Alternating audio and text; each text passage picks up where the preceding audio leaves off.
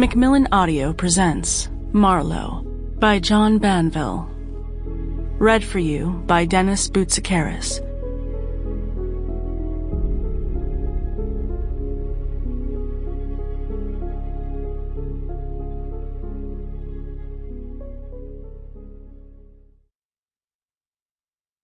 Chapter 1. It was one of those Tuesday afternoons in summer when you wonder if the earth has stopped revolving.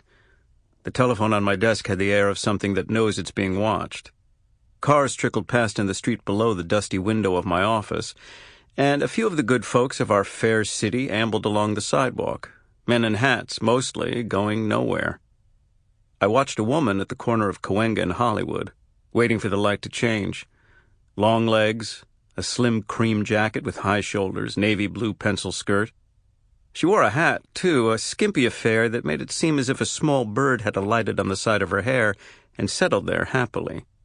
She looked left and right and left again. She must have been so good when she was a little girl. Then crossed the sunlit street, treading gracefully on her own shadow. So far, it had been a lean season. I had done a week playing bodyguard to a guy who had flown in from New York on the Clipper. He had a blue jaw and wore a gold wristband and a pinky ring with a ruby in it as big as a boysenberry. He said he was a businessman, and I decided to believe him. He was worried and sweated a lot, but nothing happened, and I got paid. Then Bernie Olds in the sheriff's office put me in touch with a nice little old lady whose hophead son had pinched her late husband's rare coin collection. I had to apply a little muscle to get the goods back, but nothing serious. There was a coin in there with the head of Alexander the Great on it, and another one showing Cleopatra in profile with that big nose of hers. What did they all see in her? The buzzer sounded to announce that the outer door had opened, and I heard a woman walk across the waiting room and pause a moment at the door of my office. The sound of high heels on a wooden floor always gets something going in me. I was about to call to her to come in, using my special deep-toned, "You can trust me, I'm a detective" voice, when she came in anyway, without knocking. She was taller than she had seemed when I saw her from the window, tall and slender, with broad shoulders and trim hips. My type, in other words. The hat she wore had a veil, a dainty visor of spotted black silk that stopped at the tip of her nose, and a nice tip it was, to a very nice nose, aristocratic but not too narrow or too long, and nothing at all like Cleopatra's jumbo schnozzle. She wore elbow-length gloves, pale cream to match her jacket, and fashioned from the hide of some rare creature that had spent its brief life bounding delicately over alpine crags.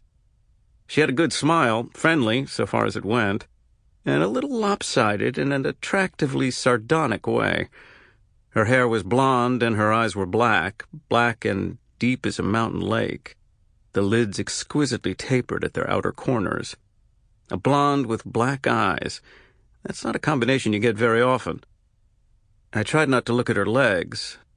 Obviously, the god of Tuesday afternoons had decided I deserved a little lift. "The name is Cavendish," she said. I invited her to sit down. If I'd known it was me she was coming to call on, I would have brushed my hair and applied a dab of bay rum behind my earlobes, but she had to take me as I was. She didn't seem to disapprove too much of what she was seeing. She sat down in front of my desk on the chair I had pointed her to and took off her gloves finger by finger, studying me with her steady black eyes. "What can I do for you, Miss Cavendish?" I asked. "Mrs. Cavendish. A friend told me about you." "Oh, yes? Good things, I hope."